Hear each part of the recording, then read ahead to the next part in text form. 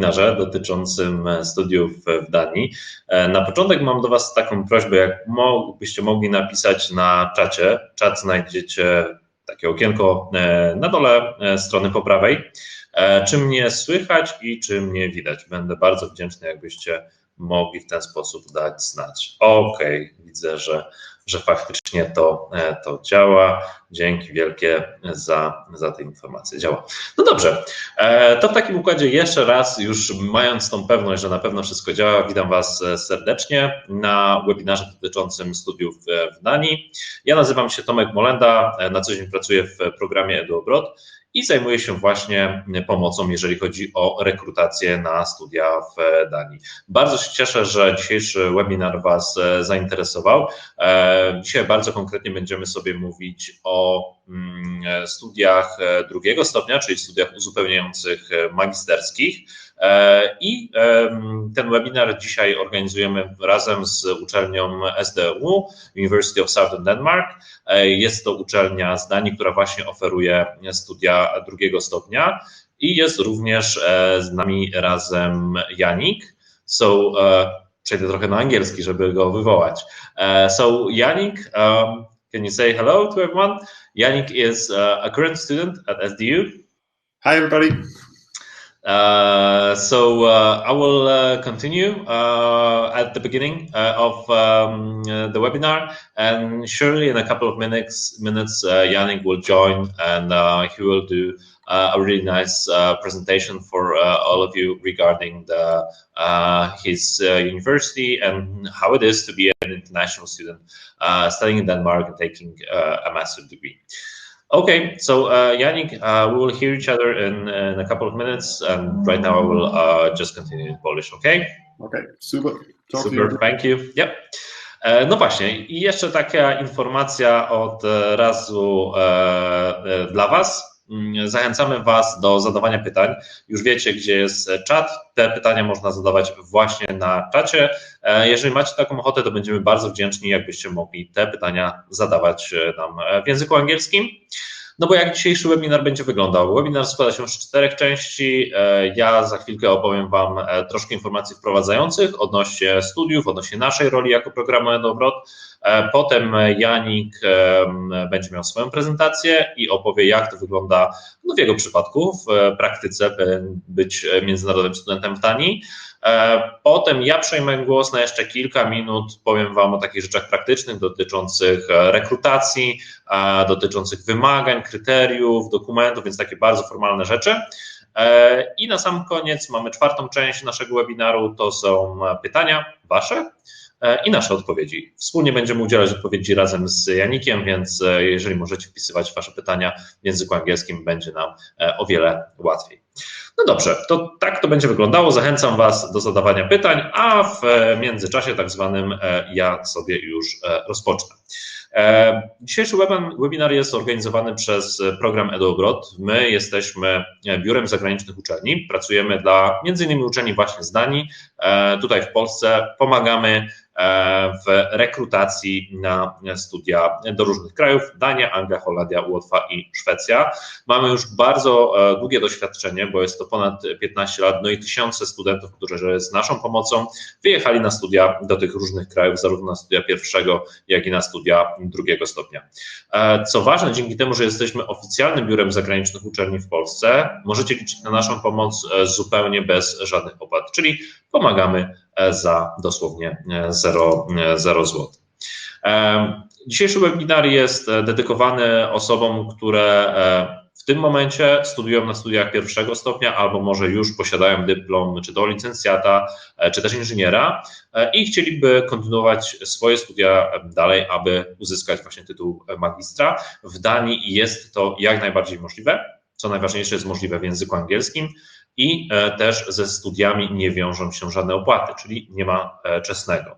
O sprawach finansowych jeszcze za chwilkę, ale najpierw od siebie, chociaż myślę, że pewnie nasz dzisiejszy gość ten temat zgłębi znacznie bardziej niż ja.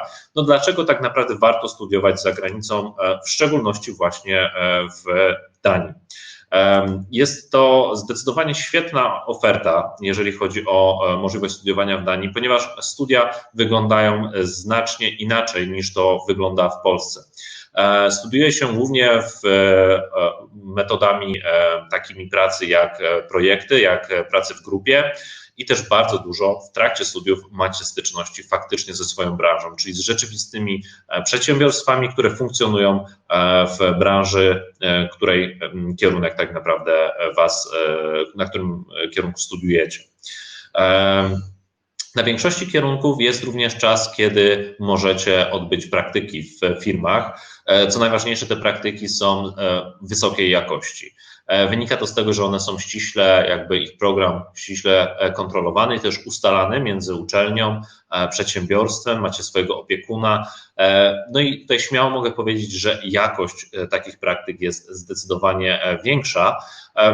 Wynika to z tego, że po pierwsze często projekt dyplomowy, czyli ten, na podstawie którego otrzymujecie swój dyplom ukończenia studiów, czyli magistra, jest właśnie przygotowywany wspólnie z tą firmą.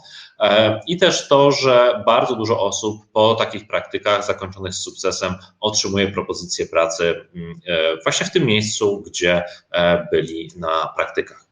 Też zupełnie inaczej będą wyglądały, jeżeli zdecydujecie się na studia w Danii, wasze relacje z wykładowcami. Którzy też trzeba powiedzieć, pochodzą nie tylko z Danii, ale też są z innych krajów, mają też, co najważniejsze, różne doświadczenia. Zazwyczaj mają doświadczenia właśnie związane z pracą w danej branży, więc posiadają dużo kontaktów i ich wiedza nie jest wiedzą czysto teoretyczną, jest to wiedza praktyczna, czyli po iluś tam latach pracy w branży przychodzą na uczelnię, no i dzięki temu zupełnie inaczej tą wiedzę tak naprawdę nie tylko przedstawiają, ale również starają się, żeby studenci sami tą wiedzę byli w stanie zdobywać. Dlatego te relacje z wykładowcami są zdecydowanie na innej stopie. To nie jest przekazywanie wiedzy tak z góry na dół, tylko raczej jest się na równym poziomie i to jest bardziej facylitacja tego procesu związanego z zdobywaniem wiedzy niż takie suche przekazywanie wiedzy. Dzięki temu, że się dużo pracuje w grupie, że współpracuje się faktycznie z przedsiębiorcami z branży, to też w trakcie studiów zdobywa się wiele kompetencji, które niestety w Polsce, jeżeli ktoś studiuje, musiałby dopiero zdobyć wtedy, kiedy pójdzie do pracy. Dzięki temu, że studiowanie w Danii odzwierciedla, jak to wygląda, jeżeli chodzi o pracę, trochę symuluje, po części również jest pracą w danej branży, to zdecydowanie dużo kompetencji, takich kompetencji miękkich, niezbędnych właśnie do prawidłowego wykonywania zawodu zdobywa się w trakcie studiów. Dlatego te studia uzupełniające są świetną ofertą dla osób, które studiowały na przykład w Polsce, ale nie czują, że są dostatecznie przygotowani albo po prostu chcą troszeczkę więcej niż to, co mogą zaoferować im studia w Polsce. Zachęcam, żeby właśnie posłuchać dalej to, co mamy jeszcze do powiedzenia. Oprócz takich rzeczy bardzo związanych z samą uczelnią, z kierunkiem studiów, też z tą współpracą i z kompetencjami, jakie w ten sposób nabędziecie, no to wyjeżdżając za granicę też można liczyć na takie nowe, czysto życiowe umiejętności i też na dużo fantastycznych okazji. Chociażby sam fakt to, że studia w Danii, te, które kierunki są oferowane w języku angielskim, studenci są naprawdę z różnych krajów. Śmiało mogę powiedzieć, że z całego świata. Bardzo dużo jest osób oczywiście z terenu Unii Europejskiej, z racji tego, że mogą wtedy korzystać z bezpłatnych studiów, ale są osoby naprawdę z różnych krajów. To może zaoferować, to może oczywiście zaowocować przyjaźniami, na to liczymy. Więc wydaje mi się i mam nadzieję, że Janik też tutaj wiele do tego wniesie, że na pewno warto zastanowić się nad tym, żeby właśnie rozpocząć studia magisterskie za granicą i konkretnie w Danii. Będziemy sobie dzisiaj mówić jeszcze w późniejszej części naszego webinaru odnośnie takich praktycznych rzeczy, odnośnie czy trzeba mieć certyfikat z języka angielskiego, jak bardzo zbliżony, czy też idealny musi być ten kierunek naszego pierwszego stopnia, żeby móc rozpocząć jakiś kierunek drugiego stopnia w Danii. Na szczęście w przypadku Danii jest dużo ułatwień, o tym za chwilkę też będziemy sobie mówić. Na sam początek, zanim przekażę głos Janikowi, bo na pewno czekacie już na to, co on ma do powiedzenia, to chciałbym Wam tylko krótko powiedzieć, że my jako program eduABROAD współpracujemy z bardzo dużą liczbą uczelni, również z dużą liczbą uczelni z Danii, natomiast tylko z 2 uczelniami, które oferują studia magisterskie w języku angielskim. A dzisiejszy konkretny webinar jest wspólnie prowadzony z uczelnią SDU i tutaj wyświetlam Wam slajd z informacją na temat kierunków, jakie między innymi ta uczelnia właśnie oferuje w języku angielskim. I też Janik, o ile dobrze pamiętam, właśnie na jednym z tych kierunków studiuje. Tak jak wspomniałem, same studia w Danii są bezpłatne. Jeżeli chodzi o czesne, nie będziecie musieli pokrywać kosztów czesnego, jeżeli macie obywatelstwo polskie lub też innego kraju Unii Europejskiej. Natomiast pozostają Wam koszty życia, około 2500 zł miesięcznie, jeżeli chodzi o takie kwestie jak zakwaterowanie, wyżywienie, dojazdy, jakiś tam telefon, internet, drobne przyjemności, czy też wyjścia na jakąś imprezkę.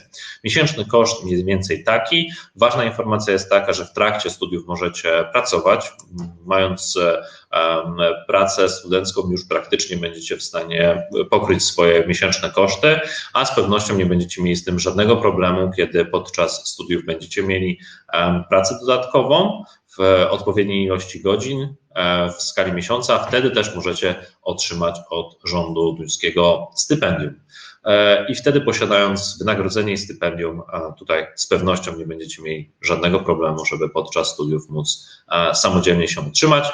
Oczywiście najpierw trzeba przyjechać do Danii, troszkę się rozgościć, dopełnić formalności, znaleźć tą pracę, chwilkę popracować i od tego momentu to stypendium będziecie również mogli otrzymywać. Ok, tyle informacji ode mnie. Teraz przekażę głos Janikowi, który będzie kontynuował temat i z pewnością wiele informacji Wam przekaże. So, Janik, I hope you are still there with us after a lot of talking in Polish, which I imagine you don't understand completely. But I'm finished with my part for the beginning of the webinar. So, if you're ready, go ahead and start. I'll leave you guys for about the next half an hour, let's say. With Yannick and his presentation, and I'll return after Yannick's presentation with a couple of more slides about the practical issues and about the recruitment process and the requirements. So I will cover that, Yannick, okay? Okay, super. Super, okay. Welcome that you're here, and I'm excited to talk about my studies again. First of all, I think that because we are in a relatively small circle here, I'll be more focusing on my own experience than the exact different programs that SDU has to offer. So SDU is a very big university with over 80 different English-speaking programs. So I can't really go in depth into every single program, but I think what's going to give you the most value is if I just talk about my experience of being a student in Denmark, what my transition of moving here has been like, and all these things that go along with studying in Denmark. And I think I'm probably gonna start out with just a little story about myself, how I ended up in Denmark and what's going on. First of all, again, my name is Yannick. I'm a student here at SDU. I'm 24 years old and I'm originally from Hamburg in Germany, so about 2 hours south of the border to Denmark. And I finished high school in 2014. And as most other people at that point, I didn't really have a big idea of what I wanted to do study-wise, or where I wanted to move, or what kind of topic I wanted to look into. So I was very confused about what I really wanted. And as confused people do, I listened to my parents at that point, and I did what they recommended me to do, which was to start a study of business administration in Hamburg. So I started studying close to where I grew up, and I started business administration, something that I wasn't really super interested in, but something where I thought that, hey, maybe this is going to give me a basis for a nice career. Maybe I can develop into this direction or that direction. So I thought, hey, as I don't know what I really want to do, maybe this is a good start. And about, I'd say, half a year into that program, I figured out more and more for myself that it's not really what I wanted to do. It was focused too much on big businesses for me, for example, in this topic. And it also was a little bit limited from the mindsets I was engaging with. Because growing up in Hamburg and then immediately starting to study in Hamburg really didn't give me any break to get to know other cultures or how things are done differently all over the world. And all the people that I was studying with, they were also from the local area, and they more or less all had exactly the same thoughts. So I didn't really get that cultural interaction that I was looking for. And additionally, I also was originally promised that my program there was supposed to be half in English. It turned out that nothing was really in English except for the English class, which is the minimum, I would say. And so I started looking around a little bit for an option of where I could study completely in English and in a little bit more international setting without completely breaking the bank. And of course, there's always the option of going to the United Kingdom or going to Australia or Canada or America. But all of these are countries with traditionally very, very high study costs. And I didn't really want to ask my parents for money or take a student loan or anything like that. So I thought about the different options, and at some point I stumbled upon different studies in Denmark. And another really nice thing for me was that Denmark wasn't really terribly far away, right? So I would be living abroad, but I could still be able to just travel home every now and then to see my parents or see my old school friends. So it wasn't really as drastic as a step as it would have maybe been to go to Canada or something like that. Then I also looked at the prices of the studies and found out that for members of the European Union, it is completely free to study in Denmark. So I basically had everything I was looking for. I found a study that, or a place to study that was giving me a little bit more international area with people coming from all over the world. I found something that was completely free, so I didn't really have to go into debt for financing my studies, and something that is reasonably close by. And on top of that, then I also found a program that I was really interested in called Bachelors of Innovation and Business. It's basically a combination of half engineering and half business with a lot of innovation focus and innovation mindset. And that is something that I could exactly see myself doing. So I asked another friend who was studying mathematics in Hamburg at that point if he wanted to quit the whole thing and move to Denmark with me. He said yes the same evening, and we moved to Denmark together. And now we both live in Sønderborg. I'm done with the bachelor now. I'm in the last year of my master studies. So in about half a year, I should be done with my studies overall. And basically this time that I spend in Sønderborg, that's what I want to talk a little bit about now. But first, let's maybe take a little peek here at Denmark. First of all, for anybody who hasn't seen Denmark before, this is indeed Denmark. And as the name of the university, University of Southern Denmark, would imply, we are indeed located more towards the southern regions of Denmark. And you can see here that we have 6 different campuses. We have our main campus in Odense, where we have about 25,000 students. So it's really a big campus city with lots of student activities going on. And then we have some smaller campuses spread around. So for example, there's Kolding, Esbjerg, right at the North Sea, very beautiful. Then Sønderborg, that's where I study, all the way down in the south of Denmark on the beautiful island of Als. And then there's of course Copenhagen and Slagelse. But if you are looking for an English-speaking study, you are most likely going to be in either Odense, Esbjerg, or Sønderborg. And that is basically spread a little bit towards the different topics that we have on offer. Lots of the business-oriented things are happening at Odense. Also lots of the natural science, and everything that is humanities or health studies related is in Esbjerg. And then, for example, what I'm doing, this half engineering, half business, and all the proper engineering courses, those are happening down in Sønderborg. And I'm going to be talking about Sønderborg today. because that's where my experience is from. There's many great bachelor programs that start out in Sønderborg and then move to one of the other campuses, maybe for the master studies afterwards. So I think Sønderborg would also be a good campus for you to look at if you are looking for a place to study. Sønderborg is a little bit of a smaller campus, so we have about 1,500 to 2,000 students overall. The city also is not super big. We have about 30,000 inhabitants, but it is a very young city because there's lots of other schools and trade schools and nurse schools and all kinds of other things around. So it's really a city with lots of young people, and that is very, very nice for the student life, of course. Then maybe looking at the campus right now, I think this is one of our strongest selling points. This is the university in Sønderborg that you look at. I am sitting somewhere in the top of the third building from the left right now speaking to you. And what's special about our university is that, of course, it's an absolutely beautiful building, lots of glass, brand new, and is directly situated at the Baltic Sea. So as you can see sailboats passing right in front of the university, and it's really, in most classes, you have a gorgeous view out onto the Baltic Sea, and it's a beautiful location. And this also goes a little bit further towards the design that we have inside. Of all the SDU campuses, Sønderborg is definitely the most modern one, and we also have a very, very beautiful inside. For example, this is the inside of the main building that you saw in the center, where also the main entrance is, and the cafeteria, for example. And you can see that we have beautiful, beautiful trees inside that got especially delivered from Brazil just for the university when it was built. So it's really a cozy atmosphere, and it's very open and light and friendly.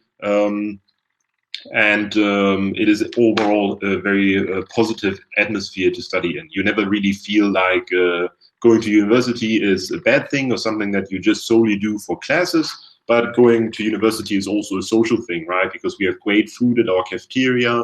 There's so many different little corners with couches or meeting rooms or everything that you could possibly imagine. So you could also do your homework or your group work there, or just meet up with friends for coffee or anything that you would like to do.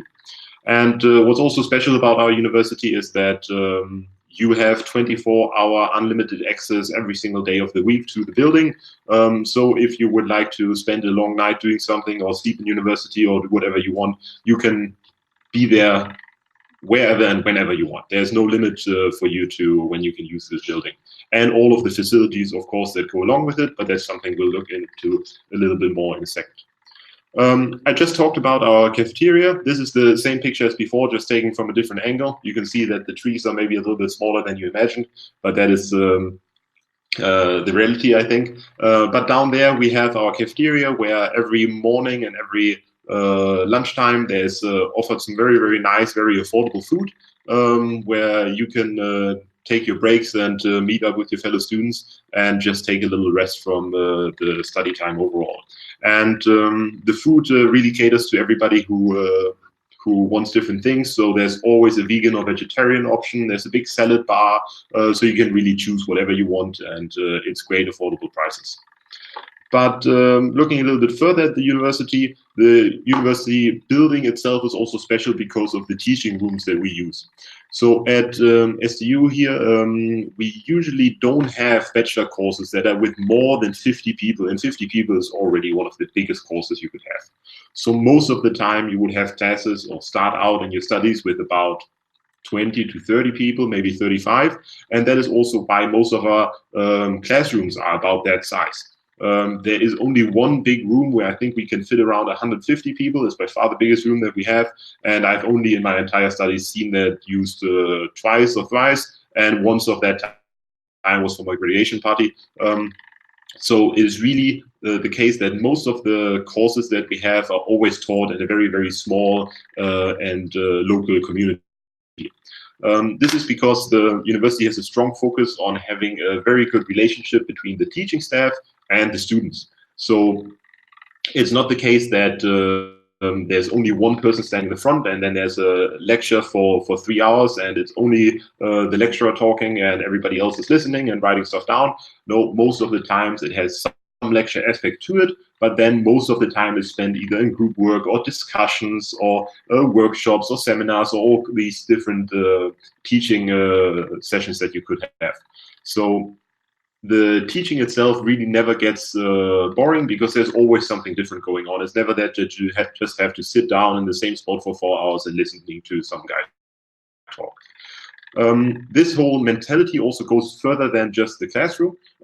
It's not like you have to make a special appointment or something to talk to your professor. The offices of the teaching staff are right along where most students walk every single day, and you can always just pop your head into who's ever professor's office if you just have a question to what's been going on in the teaching or whatever it might be. You can just always come in. And for example, in Denmark, everybody refers to each other by their first name, and it's just you. So your teacher is not Mrs. Dr. somebody, but it's just Marianne, for example. And this very relaxed atmosphere between the teaching staff and the students is something that I have learned to greatly appreciate, especially after having experienced the opposite in Hamburg. Here it's just really the case that whenever you have any problems, or maybe you're lagging behind in some class a little bit, or you need a delay on some hand-in, you can just always call them or stop by, and there's always going to be a solution ready for you. And they can do this because they only have a small amount of students in their class. And that's really something great and something valuable, I think. Looking a little bit further into how teachings are done at the university, we can also see that this is a picture of the 3 blocks of university that you saw in the overview pictures of like 3 to the right. This is what we call the Forskerparken, which directly translate to something like the Scientist Park or something in that direction. And what it basically is just that in the same building as the university, we have quite a few local companies. So we have local companies like Saab, Siemens, Danfoss, and Linac, and Lego, for example, that are all in the same building. And this is something really, really great for the teaching as well, because you never at SDU get something taught without also having to put it into practice. So usually there's some sort of aspect of putting something in practice immediately after you've learned it. And most of the times this putting something into practice is in cooperation with one of the local companies that we have in the area here in Singapore. And this is really great because you don't work on problems that just come out of textbook or something like that. But most of the times the problems that you work on are actually real physical problems that the companies within the university building have. So after you have worked on them, you can see that they sometimes get implemented and it has a real effect on the company. It's not just that you're doing something for the sake of doing it. The other thing that we can see in this picture is that to the left side here, we have a very, very, very nice concert hall where all kinds of great social and cultural events are happening. And as students at SDU, we have free access to most of these events. So if you're somebody who likes to go to some concerts every now and then, or talks, or stand-up comedians, or something like that, there's all sorts of great events happening there all the time. So you could take full advantage of that. Looking outside of the university, of course, this picture is taken in the summer. We need to be very real about that. I got to say that at the moment it's already dark outside and it's pretty cold and rainy. That is under circumstances how Danish autumns and winters might be. But in the summer we have beautiful, beautiful weather. And this is, of course, what you can use to take your study activities outside. This picture is taken right in front of university. So there's loads of benches and grass areas and all kinds of things outside as well. So once the summer is there, the students really can take full advantage of what's going on and take advantage of that sun, of course. It's also, of course, important to mention that we have 2 months of holidays in the summer. So this is how the holiday system here in Denmark works. Usually you have July and August completely off. Then you have 1 week of holiday in the autumn, and 2 weeks around Christmas and New Year's, and another week around Easter. And then additionally to that, January and June are exam times where you don't have any lectures, so you just need to prepare for the exams that are happening in there. And usually per semester you have 4 to 5 different exams. So these times can also be used to travel a little bit if you can smartly arrange your exams maybe in the last week of this month. I talked a little bit about the facilities that the university offers earlier that you have access to during the whole time you're here. The great thing about that is that all of these things that the university has, all of these different equipments, can not only be used for whatever you learn during your courses, so not only for coursework, but also for your personal interests and topics. So, for example, we have a clean room, as you can see here on this picture. We have an entire workshop with everything ranging from normal CNC mills, laser cutters, and 3D printers, and we have a virtual reality lab and all kinds of different things. We have a huge electronics lab where more or less every electronics part that you could imagine is already ready there for you to pick and use.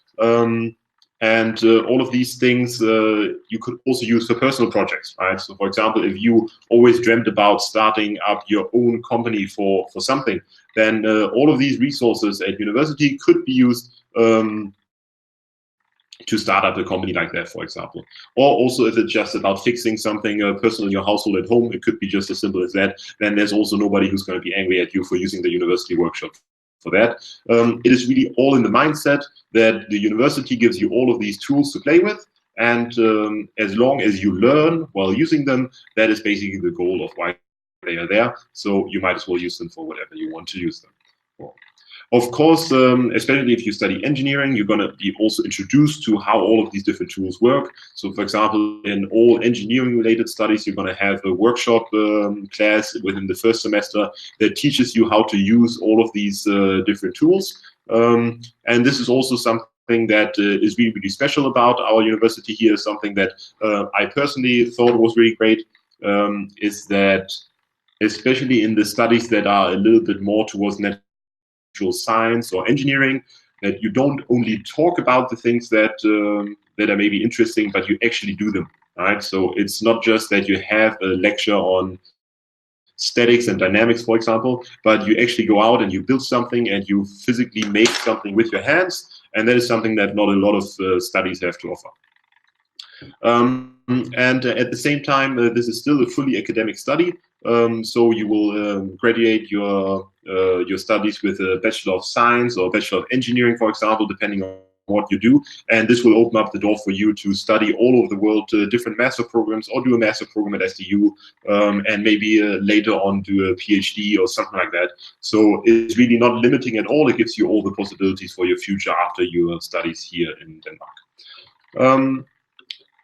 Then there's also a special thing that a lot of group work is happening at university. So in most classes, you're going to have some sort of group work that runs throughout the whole semester. And for this group work, every single group that you form yourself with usually 3, 4, 5 other students gets their own group room. And these group rooms are really just for you. You only have keys and you can use these group rooms however you want. You can put your couch in there and a microwave or whatever you feel like.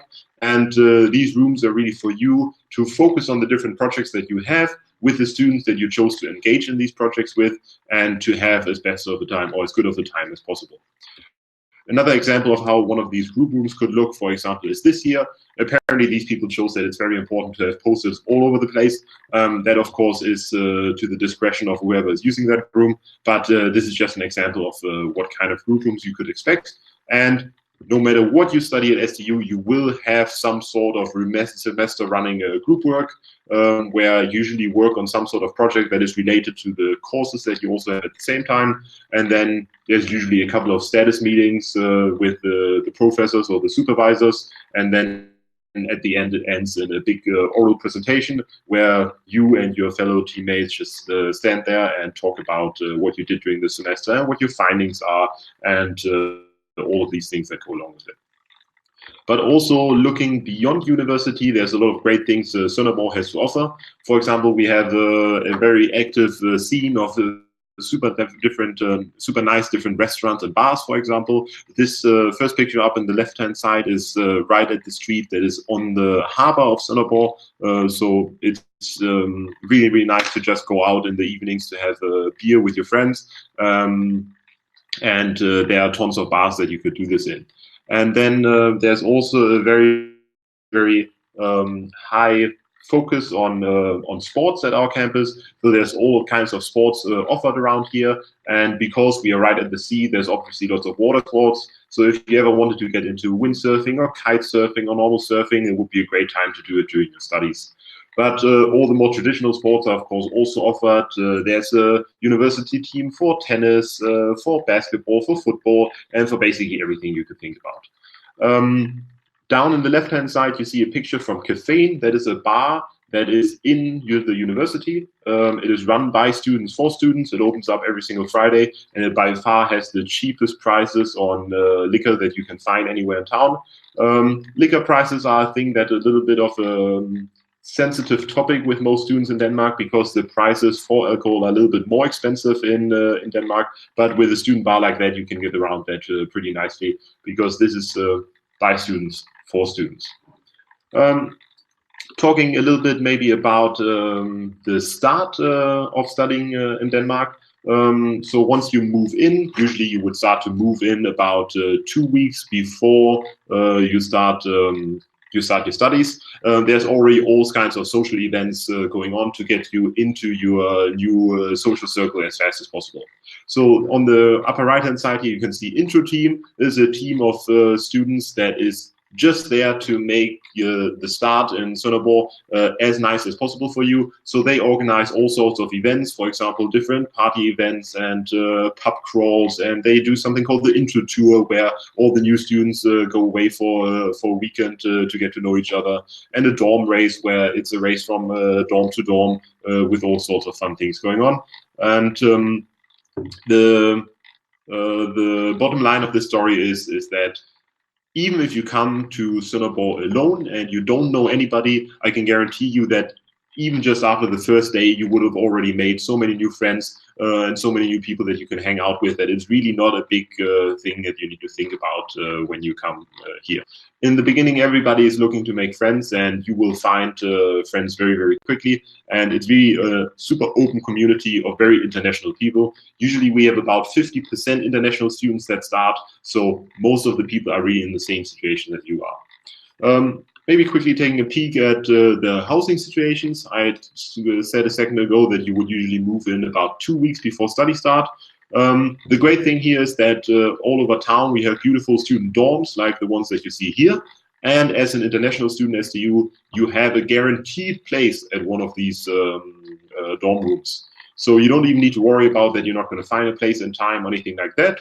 While you apply for your studies, you're also going to apply for the dorm room at the same time, and then you can choose between different dorm rooms. You could live in your own dorm room with your own toilet, but share the kitchen with some other people. You could have your own kitchen. You could live just with one other person together with your own room each. So there's very much quite a few different options that you could go for, and everybody is guaranteed a housing spot at the beginning, so there's absolutely nothing to be worried about. These dorm rooms usually range anywhere from between 200 euros a month to 400 euros a month, depending on where in the city you want to be and how new the building wants to be, how new you want the building to be, and things like that. So it is really, really affordable. To live here. For example, I share an apartment with a really, really good friend with a beautiful view, 72 square meters, and we pay around 250 euros each per month, which is very, very nice. But then, of course, there's also always some practical things of living abroad that you have to think about. So, for example, how is it with insurance and financing? First of all, I can already tell you that there is a very, very nice Danish social security system that you are also going to be part with as soon as you move to Denmark. When you move to Denmark, you're going to be issued something that's called a CPR number, and what that basically is just your social insurance number. And with that number, you also get a health card and a health insurance that goes along with it. Which basically means that you don't need to worry about taking out an extra insurance. Whenever you feel sick or you have something going on, you can take this state-issued health card and just go to the doctor for free. It's not going to cost you anything. So this is really a great bit of peace of mind that whatever is happening, you don't need to be worrying about extraordinary healthcare costs coming your way. The Danish state got you covered, and it's all for free. just as the studies are themselves as well, for example. So there's absolutely no fees for the studies themselves. And then looking at financing, there's some different options, of course, of how you could finance your stay in Denmark, because obviously, although the university itself is free of charge, there's going to be some costs that come your way. You need to pay for a dorm room, and then, of course, the food in Denmark is a little bit more expensive than elsewhere. For example, for me, moving from Germany to Denmark, general living costs increased by about 30%. But of course, the average salary also increases with that. So what lots of students do is that they find themselves a study job in a relevant field for them next to their studies, where they work about maybe 1 or 2 days per week. And that is something that you can without a problem do during the studies. You can schedule your studies around that. That's not an issue. And we also help the students find these sorts of things through our SDU job bank, where we have partnerships with lots of the local companies to try to push our students into student jobs next to their studies as fast as possible. There's also all sorts of great matchmaking events at university where you can meet local companies and all sorts of events like that. And then there's one last very, very nice thing that is called SU. And this is really the part where you should listen carefully, because this is what is the by far nicest thing about studying in Denmark. In Denmark, every single student born in Denmark gets paid for studying. So the Danish state said, hey, we would like everybody to have the same opportunity, no matter what kind of personal background somebody comes from. So the Danish state pays every single student about 800 euros a month just for studying. You don't have to pay this money back. This money is just simply just there for you to be able to afford to study. Of course, I just said that it's only for Danish students, but there's a little trick how we from the European countries can also access this money, and that is that if we work for 10 to 12 hours per week, then we don't only get paid for our work, of course, which is paid really, really well in Denmark, but we also get this SU on top of that, right? So the Danish state basically says like, hey, we would like to see some engagement from you. If you get this job for 10 to 12 hours a week, we're also going to pay you these 800 euros on top of that, which basically means that if you do this combination, and that's basically what everybody here does, you're going to have about 1,600 euros left per month to divide as you see fit. Of course, you're going to probably pay like 200-300 euros for a dorm room, maybe another 300 euros for food, but that means that you have more than enough money left over to maybe save up a little bit, or to really get into all the social aspects that you think would be great, take up a new hobby, a new sport, something like that. And this is really something that more or less everybody here takes advantage of, because it's such an insanely good deal to be able to afford to finance your studies in Denmark without having to take a student loan from somewhere, or without having to ask your family for money or something like that. So with the right planning, everybody can afford to study in Denmark just with the money that you get from the Danish state and with a nice little student job on the side. And time-wise, this is also very easy to manage, so it's not something that's extremely stressful. I've been doing it through my entire studies, and it's really also a great way to gather some experience along the way, and to already apply some of the things that you learn in your studies in a company, for example. And I think I've talked for about 30 minutes now, so I'm going to be coming to the end of my presentation. So I would, of course, hope to see as many of you in Denmark as possible. And I know that I did not cover every single aspect of the student life, and there's probably quite a few questions left. And I think after a couple of slides from Thomas, we're going to do a little question and answer session. So if all the questions that you have, if you could write them into the chat right now, then we could look through them and answer them a little bit later. And it would, of course, be great if you could write them down in English, because I speak English and German, and that's basically all. My Danish is also very, very limited.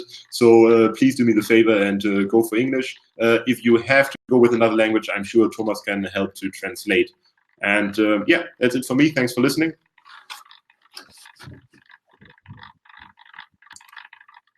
Super, thank you very much, Yannick. And yeah, that's correct. I'll do a couple of more minutes, and then we'll have the question and answer session during which will be both visible, and we'll try to answer those questions together. Okay, I will switch to Polish now. Dobra, bo już chciałem kontynuować w języku angielskim, ale może nie przesadzajmy aż tak.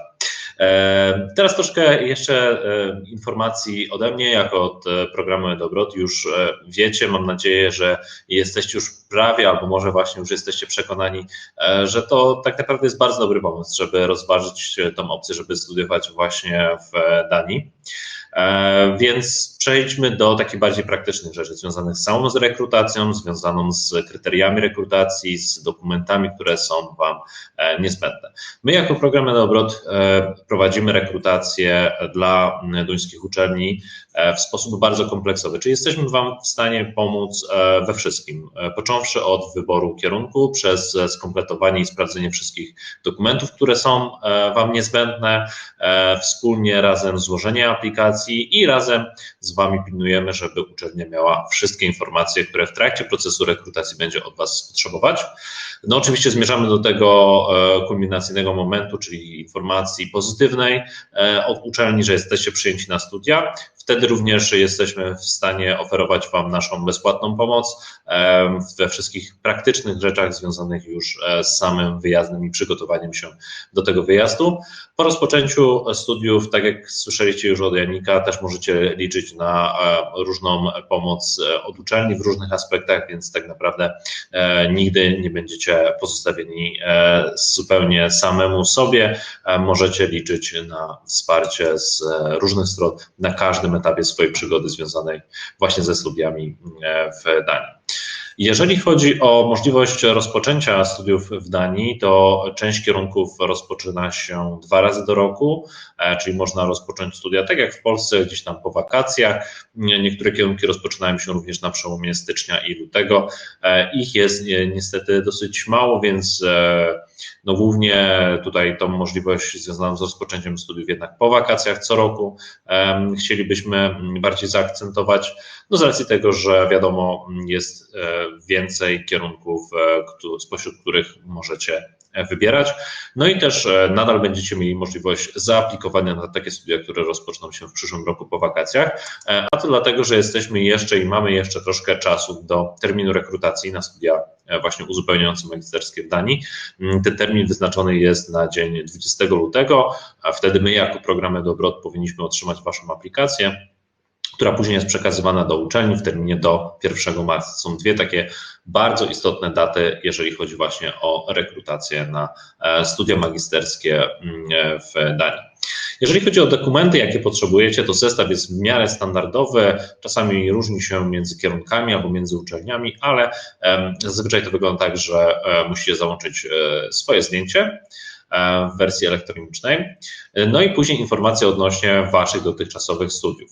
Jeżeli jesteście już po studiach, czyli macie swój dyplom pierwszego stopnia, to oczywiście załączacie dyplom oraz suplement do dyplomu, najlepiej w języku angielskim, jeżeli uczelnia Wam taki dokument wydała w tym języku, ewentualnie można mieć tłumaczenie.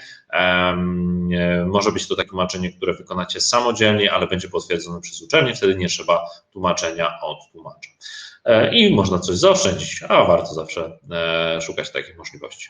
Jeżeli natomiast jesteście jeszcze studentami, czyli w momencie, kiedy jest termin rekrutacji do 20 lutego, nie będziecie mieli jeszcze ukończonych studiów 1 stopnia, chcielibyście rozpocząć swoje studia uzupełniające jakby w przyszłym roku, bezpośrednio w miarę po ukończeniu swoich studiów 1 stopnia, wtedy musicie załączyć jakby informację dotyczącą Waszych studiów w postaci takiego transkryptu, czyli dokument, gdzie będą wypisane przedmioty, liczba godzin z podziałem właśnie na poszczególne formy zajęć, oceny, jakie uzyskaliście, punkty ECTS i dotyczy to zarówno tych semestrów, które już macie zaliczone, jak i bieżącego, ewentualnie kolejnego semestru, jeżeli Wasze studia będą kończyły się już później, po tym terminie 20 luty. Także również informacje na temat kolejnego, czyli ostatniego semestru na Waszych studiach.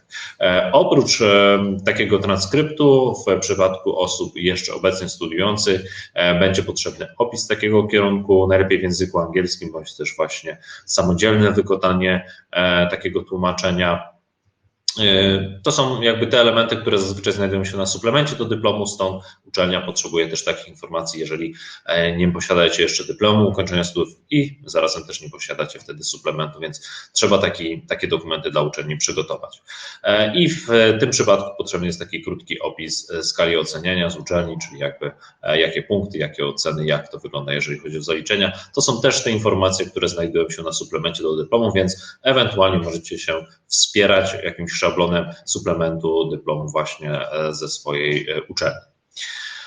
To są te informacje odnośnie dokumentów z uczelni. Później jest kwestia potwierdzenia znajomości języka angielskiego. Można to zrobić za pomocą jednego z międzynarodowych certyfikatów z języka angielskiego typu IELTS, TOEFL albo Cambridge Advanced. I jeżeli już posiadacie taki dokument, on nie może być starszy niż 2 lata, możecie załączyć do aplikacji wynik. Możecie też być dopiero osobami, które są zapisane na taki egzamin i wtedy jakby uczelnia może poczekać na wasz wynik, natomiast musicie załączyć wtedy dokument potwierdzający, że jesteście już zapisani i na tym dokumencie wówczas widnieje też data, kiedy do tego egzaminu będziecie przystępować.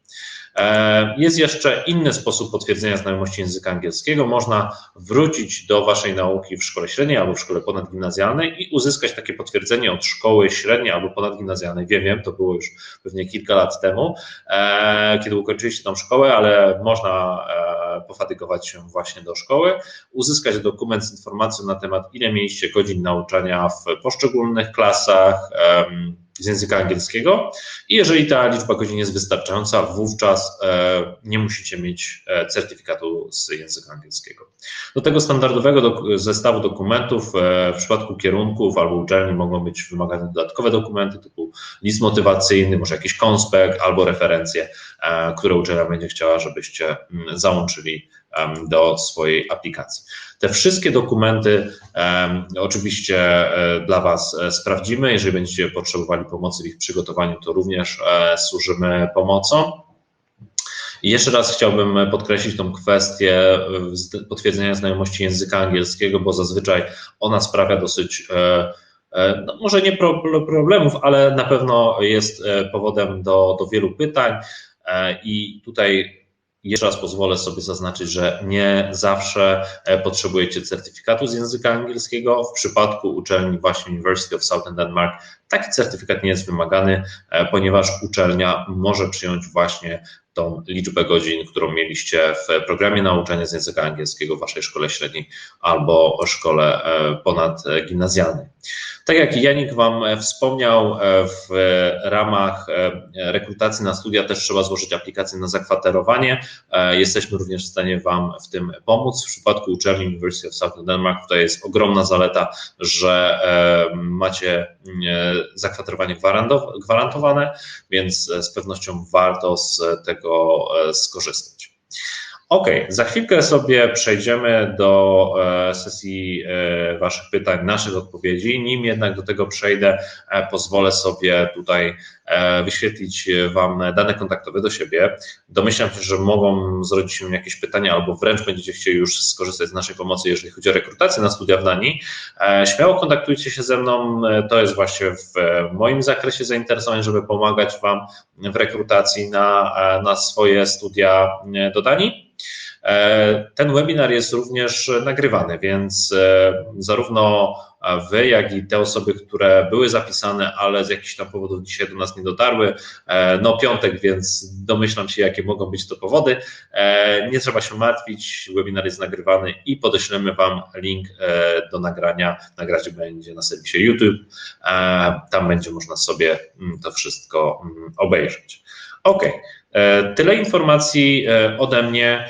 Przejdźmy sobie teraz do sesji Waszych pytań, naszych odpowiedzi. Przechodzimy troszkę pewnie też na język angielski, bo zaproszę również do nas Janika. Okay, Janik, so that's it for me regarding my part of the presentation. So if you could also join, super, great to see you again. I saw that we have a couple of questions. Most of them are in English, so that's going to make our life much easier. Thank you for that, guys. The first question is, however, in Polish, so I will just translate that. It looks like a really good question to you, actually, Yannick. So the question is about the company for the internship. Can the students choose those companies like by themselves or find them by themselves? How does it work? Okay, so there's basically two different things that we need to establish here first. It's that I talked about student jobs earlier, right? These student jobs are completely outside of university and voluntary. So you could take that up with any company you want to, or any way you really think or seem fit. But then if you talk about internships, really, then usually in the 5th semester of our bachelor study, we have the chance for everybody to choose between a few different options. So in the 5th semester, you could usually either do elective courses, which means that you just choose out of the entire course offers of the SDU, and you just pick what you think would be great. That would be a good opportunity to just get into one topic a little bit more. Or you could do an internship, or you could go abroad again. So you could go to one of our over 500 partner universities completely for free, also with some extra financial help. That's something I forgot to mention in the presentation itself. So that would be an option. But as I said, one of these options is to do an internship. And with these internships, there's usually some that are already pre-organized, which means that there are some partner companies of the university where there's already an agreement to how internships work and how something like this could work. But if you think that you found the perfectly suitable internship place yourself, then you could also propose that to university. So for example, if you wanted to go back to Poland for the 5th semester and do an internship there, then you would just need to find the right reason to do that. So if you can pitch to the study board, they are the ones making these decisions, that this company is going to help you develop your skills in the area that you're studying, then you could also organize one yourself without any issue. So it's really about showing the engagement early on, just maybe half a year or a year before, already go talk to our study advisors and tell them it's like, hey, see, I would like to do an internship at this and this company. How can we set this up? And usually if you come up with something like this that early, then there's absolutely no issue to do something like that. Yeah. All right, super, and thank you for that, and thank you also, Agata, for asking this question. Okay, let's give it. Let's head to another question. So it's a question from Carolina this time. Can I apply for innovation and business after management here in Poland? Okay, so maybe let's try to address this question together. So I saw this question already asked. So I've checked the requirements for the master's studies, and it depends on the curriculum of your bachelor program. So in the chat, I will post something right now. I've posted information about the subjects that you need to have in your bachelor program if you would like to be admitted to this master program at SDU. So if you have like this classical management program, you might be lacking some ECTS points, for example, in areas of mechanical design or electronics. But I know from my own experience with earlier applicants for this study program that many of the study programs at Polish universities are like management and engineering, or management and engineering of production. And we had applicants from those study programs, and actually they had those kind of technical subjects like mechanics and electronics and CAD software. So if you have the right number of ECTS points from those subjects, you'll actually be able to be admitted, and you will meet the entry requirements if you have, let's say, this kind of a bachelor program. How about you, Yannick? Anything to add to that? Yeah, it's basically right what you said. It's for me, I'm studying exactly this master program, and I can see that most of my classmates either already studied the bachelor before, or they come from at least some point of engineering background. So exactly what you said, you need this at least a little bit of your engineering background, and especially these ECTS points that you see down there. I know from some of the students here that these are not 100% set in stone. So even if you do not meet these completely, right, there's always an option to ask if you can, for example, take a summer course in order to make some of these missing ECTS up, or maybe take an extra course during your first semester. So all of these could be different options to get around this. But if you have any specific questions for there, you can always find our study advisor on the website. So just go to the innovation and business part of our website, and you're going to find the contact person that is responsible just for this, and they are there to answer all of these different questions. And you could just send them your curriculum, what you did so far in your bachelor's, and they would be happy to take a quick peek at it and tell you whether it's going to be doable or not. Okay, super, Yannick. We have a couple more questions, but as I can see, we are getting close to 6 o'clock. That was the official time when we supposed to end. So, okay, guys, we would really like to answer the remaining questions. So if you will give us the green light to continue for just a couple of minutes, we'll do that. If anyone is like must leave, you'll get the recording, so don't worry. But we'll continue for a couple of minutes if that's okay with you. You can write on the chat if you will stay with us. We'll be more than happy if you could stay with us. Okay, thanks, Karolina. I see that at least you will continue and stay. Super, thank you. Okay, the next question is from Agata about the scholarships.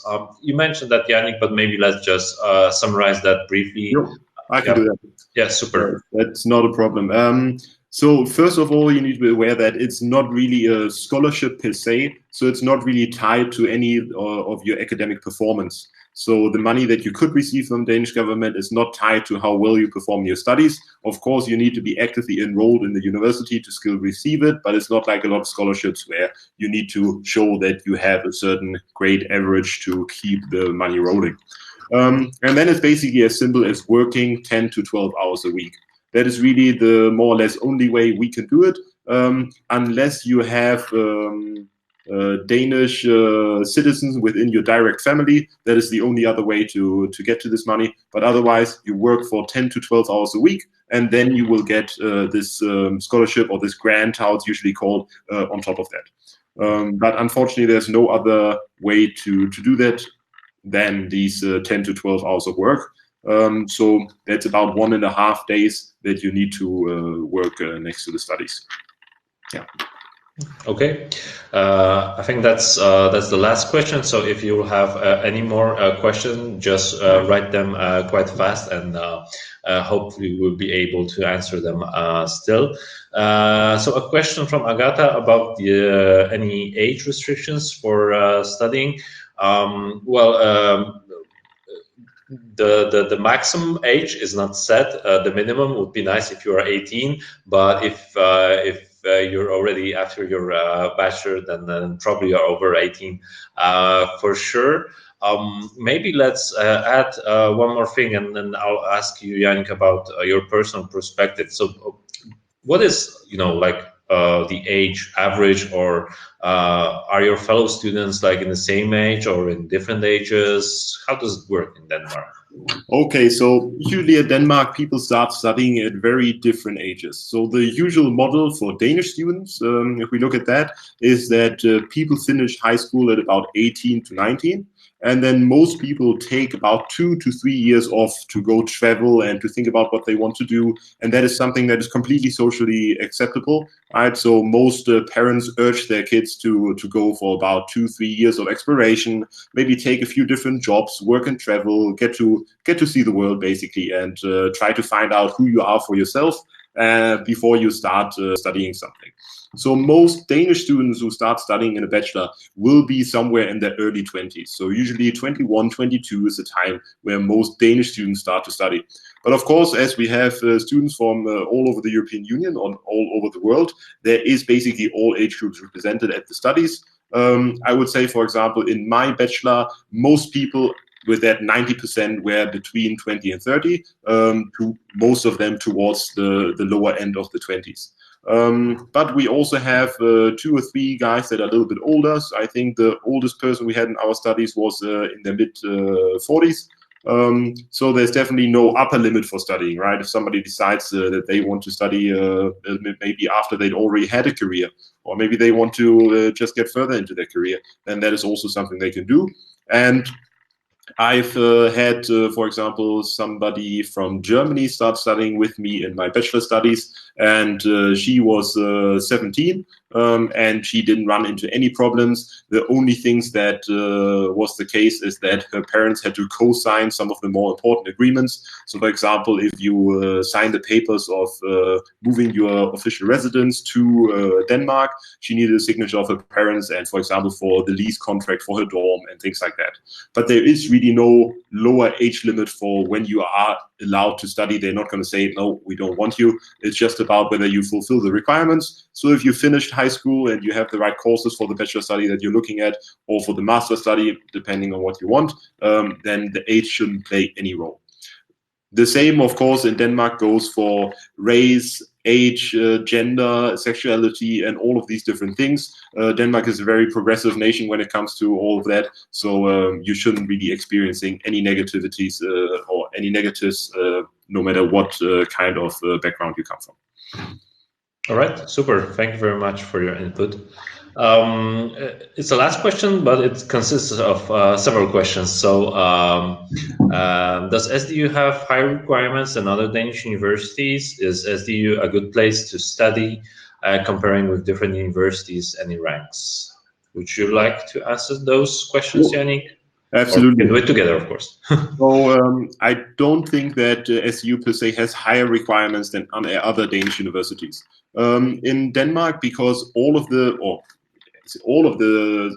universities are state funded, they are all state universities, right? So there is no concept such as a private university in Denmark.